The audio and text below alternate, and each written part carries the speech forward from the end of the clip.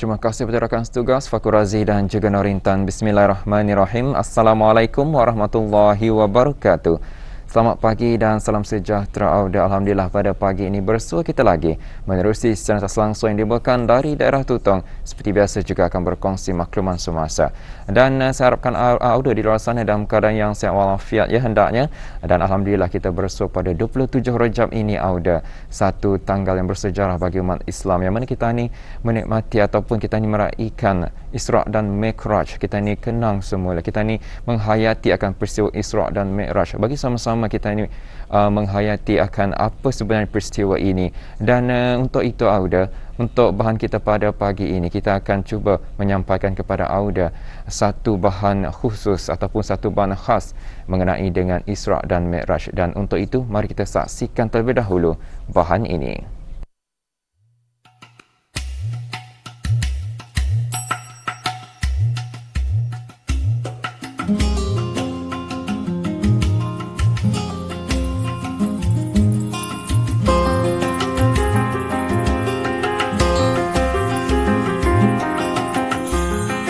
Firman Allah Subhanahu wa Ta'ala dalam surah Al-Isra ayat 1.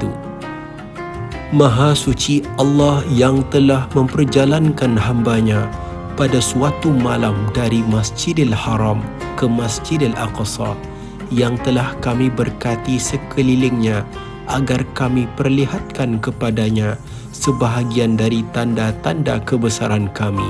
Sesungguhnya Dia Maha mendengar lagi Maha melihat. Peristiwa Isra' dan Mi'raj merupakan peristiwa agung lagi mulia. Salah satu mukjizat Rasulullah sallallahu alaihi wasallam. Isra' merupakan perjalanan Rasulullah sallallahu alaihi wasallam pada malam hari dari Masjidil Haram ke Masjidil Aqsa di Baitul Maqdis. Mi'raj pula artinya dinaikkan ke langit tertinggi, iaitu dari Baitul Maqdis sampai ke Sidratul Muntaha, ditemani oleh malaikat Jibril dengan menunggang burak.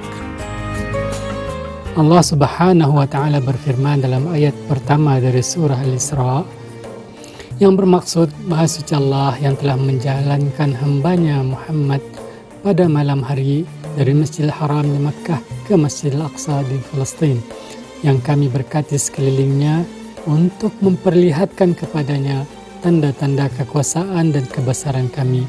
Sesungguhnya Allah jualah yang Maha mendengar lagi Maha mengetahui. Setiap kali datangnya bulan Rajab, umat Islam mengingati peristiwa Isra' dan Mi'raj di mana Nabi Muhammad SAW telah dijalankan oleh Allah, seterusnya di Mi'raj atau diangkat hingga ke langit ketujuh berjumpa Allah. Pada umumnya peristiwa Isra' dan Mi'raj menceritakan perkara-perkara yang berlaku kepada Rasulullah seperti salat bersama para anbiya, peristiwa yang diperlihatkan kepada baginda sepanjang perjalanan dan perbualan baginda dengan malaikat Jibril dan para anbiya hingga bertemu dengan Allah Subhanahu wa Ta'ala serta menerima syariat wajib sembahyang dan hikmah dari setiap peristiwa sebagaimana yang biasa kita dengar dari ceramah-ceramah dan kita tahu kita baca daripada kitab-kitab. Peristiwa Isra' dan Mi'raj merupakan ujian dan mukjizat yang membuktikan kekuasaan Allah Subhanahu wa Ta'ala. Melalui peristiwa ini, Allah Subhanahu wa Ta'ala menunjukkan bukti-bukti kekuasaan dan kebesarannya kepada baginda sallallahu alaihi wasallam. Terdapat banyak ayat tasbih di dalam Al-Quran, diantaranya Sabbaha lillahi ma fis samawati wal ard. Kita biasanya menerjemahkan kata tasbih atau subhanallah ke dalam bahasa Melayu sebagai mensucikan Allah atau mengatakan Maha Suci Allah. Tetapi apakah maksud mensucikan Allah itu?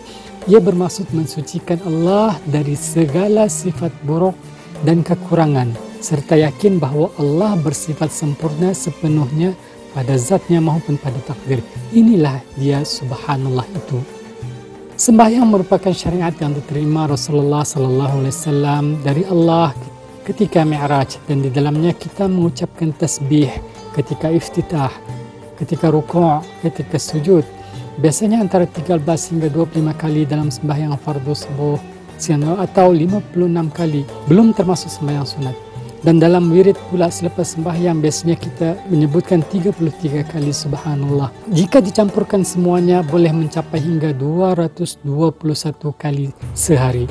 Sudah tentulah bilangan dan kesentiasaan ini lebih berkesan jika tasbih ini dihayati, dalam arti kata diamalkan dalam hayat atau kehidupan harian. Di akhir ayat Isra dinyatakan tujuan Rasulullah dijalankan, yaitu Allah memperlihatkan tanda-tanda kekuasaannya. Sesungguhnya Allah Maha mendengar, Maha melihat setiap kata dan perbuatan hambanya, sama ada bertasbih atau tidak. Marilah kita menghayati tasbih yang kita ucapkan. Subhanakallahumma wa bihamdik, nashhadu an la ilaha illa anta, nastaghfiruka wa natubu ilaik. Marilah kita sama-sama menghayati pengajaran di sebalik peristiwa Isra Mi'raj bagi menteladani perkara yang baik dan menjauhi perkara yang tidak baik. Peristiwa Isra Mi'raj yang memperlihatkan pelbagai kejadian yang penuh ibrah dan pengajaran seharusnya memberi keinsafan kepada kita agar sentiasa mengingat Allah Subhanahu wa Ta'ala.